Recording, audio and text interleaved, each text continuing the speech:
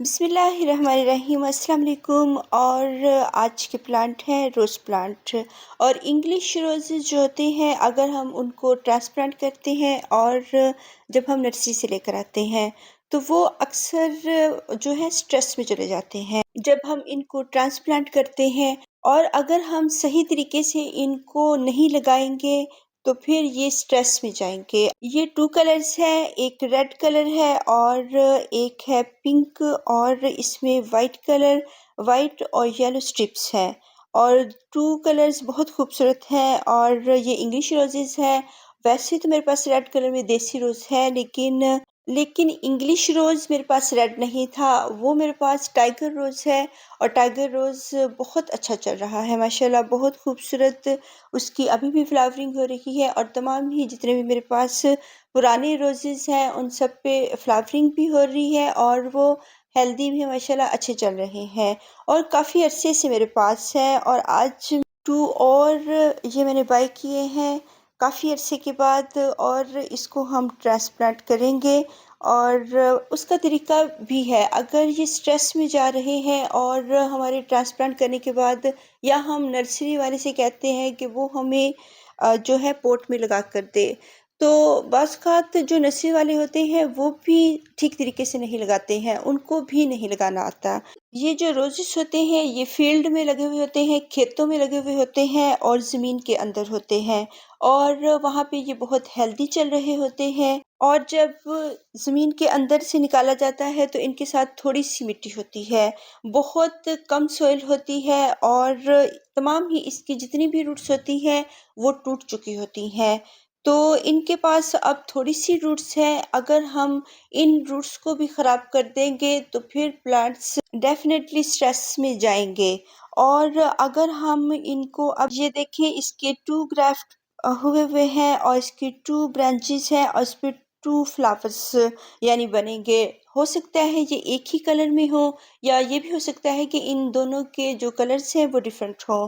अगर 2 grafted plants होते हैं तो ये हमारे लिए और भी बहुत अच्छा है। और ग्राफ्ट एरिया से नीचे जितनी भी ब्रांचेस होंगी वो हम कट कर देंगे।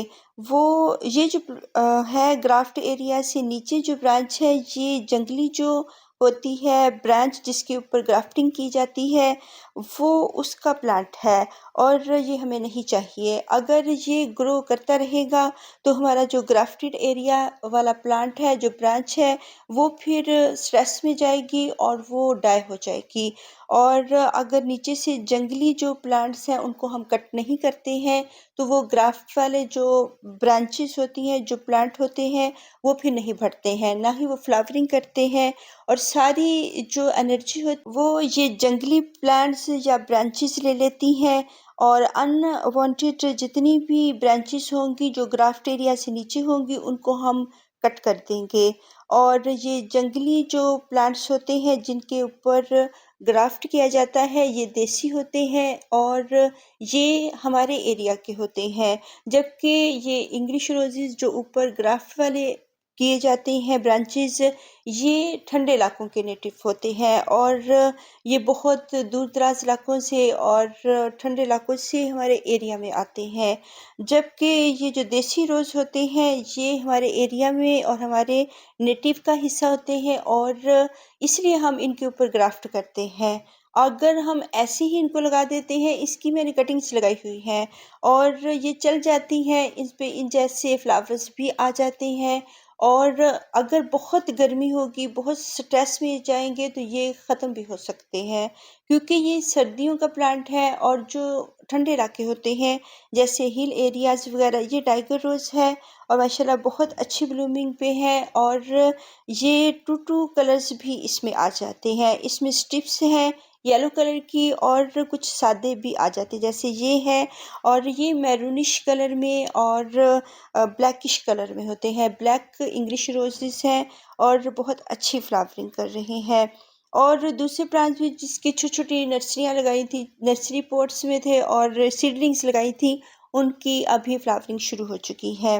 तो गार्डन विंटर गार्डन में वैसे ही बहुत खूबसूरत से फ्लावर्स होते हैं, और रोज़ जो होते हैं जो मेरे एरिया में है वो गर्मियों में इनका स्ट्रेस पीरियड होता है, जबकि हिल एरियाज़ में जितने भी रोज़ होते हैं वो जो होते हैं उनका भरने का टाइम होता है स्प्रिंग सीज़न में या मार्च में उनकी फ्लावरिंग होती है। जबकि मेरे एरिया में लाहौर में बहुत गर्मी हो जाती है, और यहाँ पे सर्दियों में और जितने भी मैदानी इलाके होते हैं सभी में सर्दियों में इनकी जो होती है भरने का मौसम होता है। और इसकी जो ये रूट्स बॉल है, ये जो सोइल लगी हुई है, ये मैंने हल्की हल्की सी नीचे से उतारी है, और ये जो होती है ये चिकनी मिट्टी होती है।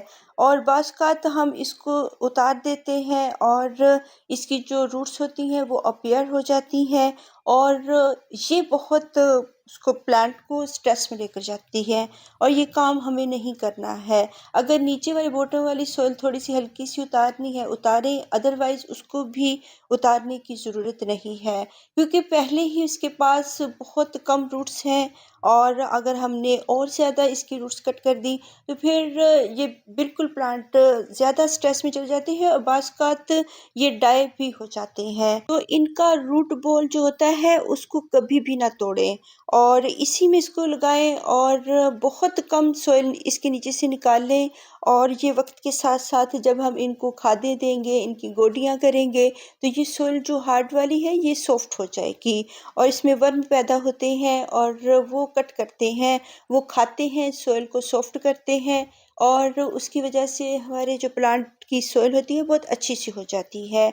और अगर हम इसका रूट बॉल तोड़ देंगे, और बाज़ अगर हम नर्सरी वालों से ये जो है प्लांट्स ट्रांसप्लांट कराते हैं तो वो क्या करते हैं कि इसके अंदर पॉट के अंदर रखने के बाद जो शोवल का नीचे वाला ये हैंड वाला हिस्सा होता है उसको उसके ऊपर हिट करते हैं, जिससे उसका जो रूट बॉल होता है वो टूट जाता है। ये भी गलत तरीका है। इसके रूट बॉल को नहीं तोड़ना, अगर तोड़ेंगे तो इसकी छोटी-छोटी सी जो नाज़ुक सी जड़ें हैं वो कट हो जाएँगी, और प्लांट के ज़्यादा चांसेस होते हैं स्ट्रेस में जाने के।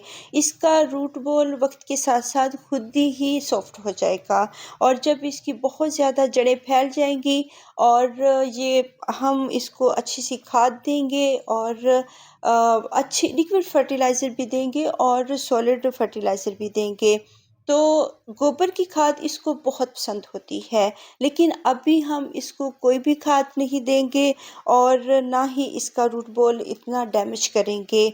अगर हम इनका रूट बॉल ख़राब कर दें, नीचे वाली साइड से थोड़ा-सा कट कर दें, और वो पहले वाला तो ठीक था लेकिन इसकी सॉइल मुझसे ज़्यादा उतर गई है, बहरहाल ज़्यादा नहीं उतारनी है, और फिर हमारे प्लांट्स स्ट्रेस में चले जाते हैं, और इनके जो लीव्स होते हैं जिन पे जो बग्स वगैरह लगे हुए होते हैं और वो ख़राब होते हैं वो झड़ जाते हैं, तो वो बेस्ट है।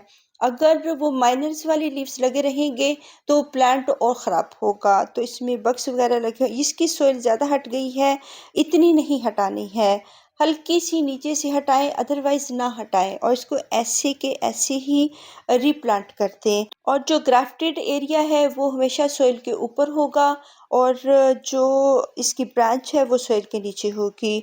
और रूट बॉल जो है ये थोड़ा-सा अंदर करके लगाएँ, और इसके ऊपर थोड़ी-सी सॉइल ऊपर भी होनी चाहिए, 1 इंच आधा इंच इसके ऊपर सॉइल होनी चाहिए, थोड़ा-सा डीप करके लगाएँ।